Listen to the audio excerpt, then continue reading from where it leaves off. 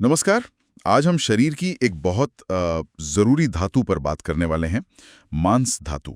अक्सर हम सोचते हैं कि मसल्स मतलब बस वो जो दिखती हैं, कसरत वाली। लेकिन इसका जो रोल है, वो कहीं ज़्यादा गहरा है। जी बिल्कुल। आयुर्वेद में इसका बहुत महत्व है। तो कोशिश करेंगे कि आसान भाषा में समझें कि ये मांस धातु है क्या, बनती कैसे है, काम क्या करती है और इसका बैलेंस मतलब संतुलन क्यों इतना ज़रूरी है। तो शुरू करते हैं। बिल्कुल। सबसे पहले तो ये कि इसका नाम मांस क्यों है। कहते हैं ये मान शब्द से बना है, जिसका मतलब है मापना। ये थोड़ा अजीब नहीं लगता? हाँ, सुनने में लगता है, पर इसका लॉजिक है। देखिए, इससे पहले जो धातुएं थीं, जैसे रस और रक्त, वो तो तरल थीं, बहने वाली। अच्छा, हाँ। मांस धातु पहली ऐसी धातु है जो एक तरह से ठोस है, जिसे आप सच में माप सकते हैं, जिसका एक वजन है, एक आकार है। ओके ओके, ये मतलब हुआ मांस से। और ये भी सुना है कि शरीर में ये सबसे ज्यादा मात्रा में होती है। जी हाँ, वजन के हिसाब से देखें तो ये धातु शरीर में सबसे ज्यादा पाई जाती है। और एक और बड़ी दिलचस्प बात कि भावों को व्यक्त करने में भी इसी का रोल है। मतलब खुशी ही, गुस्सा। हाँ बिल्कुल। आप सोचिए, चेहरे पर जो हाव भाव आते हैं, मुस्कान, हैरानी, गुस्सा, वो सब क्या है? वो मांस धातु मतलब मांसपेशियों की हरकत ही तो है। सही कहा, ये तो सोचा ही नहीं था इस तरह से। कोई और धातु ये काम नहीं कर सकती। अब इसके मुख्य कामों पर आते हैं। हाँ, बताइए। सबसे पहला और सीधा काम तो है मूवमेंट, यानी कि गति। चलना, बोलना, हाथ उठाना, पलक झपकाना भी हर शारीरिक क्रिया। हम्म। ये सब मांसपेशियों के बिना हो ही नहीं सकता।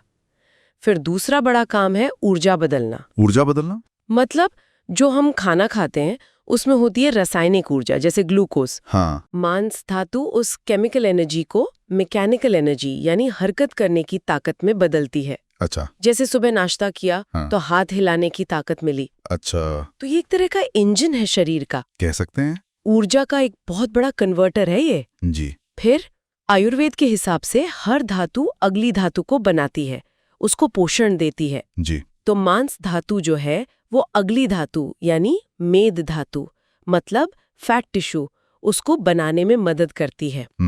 और चौथा काम जाहिर है शरीर को आकार देना, स्ट्रक्चर देना और अंदर के जो नाजुक अंग है उनको कवर करके रखना, प्रोटेक्ट करना। सही, मतलब इसके काम तो बहुत सारे हैं, सिर्फ हिलना डुलना ही नहीं। बिल्कुल। अच्छा, ये मांसपेशियां भी तो शायद अलग अलग तरह की होती हैं। हाँ हाँ बिल्कुल। मोटे तौर पर 3 तरह की होती हैं।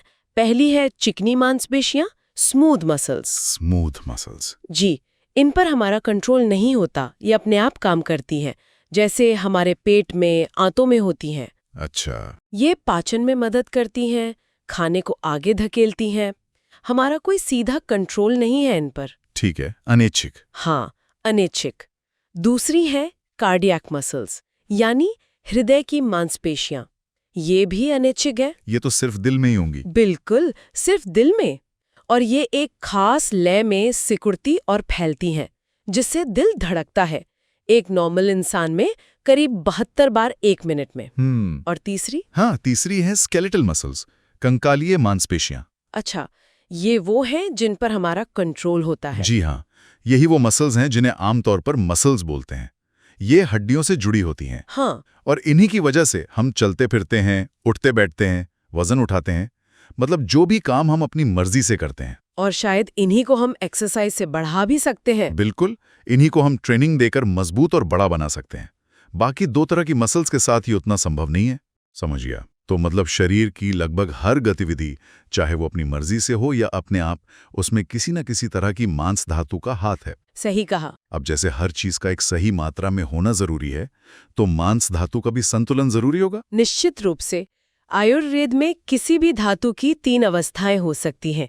या तो वो संतुलित हो, जिसे सम कहते हैं, सम। या कम हो, जिसे क्षय कहते हैं, या फिर जरूरत से ज्यादा हो, जिसे वृद्धि कहते हैं। अच्छा, तो मांस धातु के मामले में ये कैसे दिखते हैं?